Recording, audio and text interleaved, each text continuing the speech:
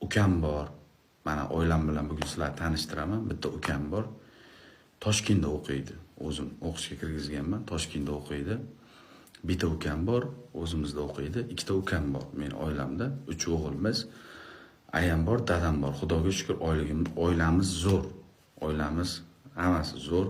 Hech qanaqa otam yo'q, onam yo'q degan gaplarim hammasi prosta oilamni efirga olib chiqib, odamlarga mana ayam bor, dadam bor deyishni men yoqtirmayman. Ertaga qanaqa moshinligini ertaga ko'rasizlar. Videosini albatta qo'yaman. Uzoqlashmanglar. Inshaalloh hali ko'rasizlar, qanaqa moshinligini aytmayman sir. Lekin mashina oldim. Ertaga mana ularni ketkizib, odam bashara bo'lib, sochlarini olib, tug'ilgan kunlari ham tog'alar yana bitta uy qurdim.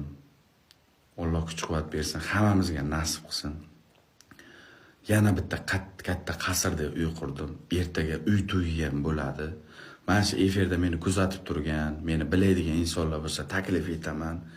Erta abitdan keyin soat 2larda O'zbekiston vaqti bilan Qashqadaryoda shu uyimizni biladigan insonlar bo'layotgan bo'lsa, meni yaqini hamma darvozam ochiq. Men mehmonsevar insonman, ham uy to'yi, ham ayamni tug'ilgan kuni sizlar bilan aytmoqchi bo'ldim, chunki ayam hali hech kim bilmaydi. Hali hech kimga mashinani ham ko'rsatganim yo'q.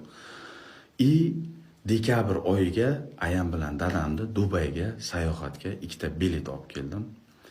Juda ham xursandman. Shuning uchun xursandchiligimni sizlar bilan bo'lishga qaror qabul qildim. Bugun, ertaga emas, o'sha bugun.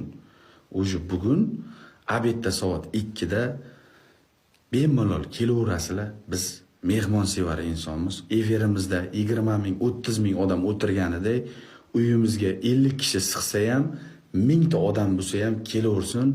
Biz kelgan mehmonni qayda o'raydigan xarakterimiz yo'q. Mehmon kelar eshikdan, rizqi kelar teshikdan.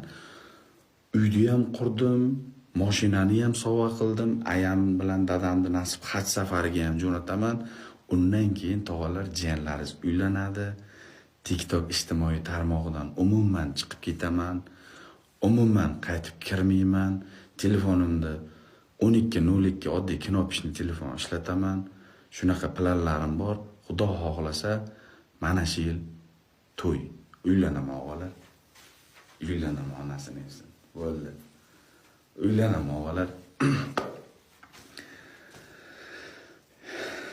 Nasib bo'lsa Xudo xohlasa oz qoldi, planlarim hammasini qilib bo'ldim. Dang'illama dacha, mashinalar turli tuman. O'zimda mashinam bor, ukamda mashina olib berganman. Undan tashqari ayamga ham olib beryapman.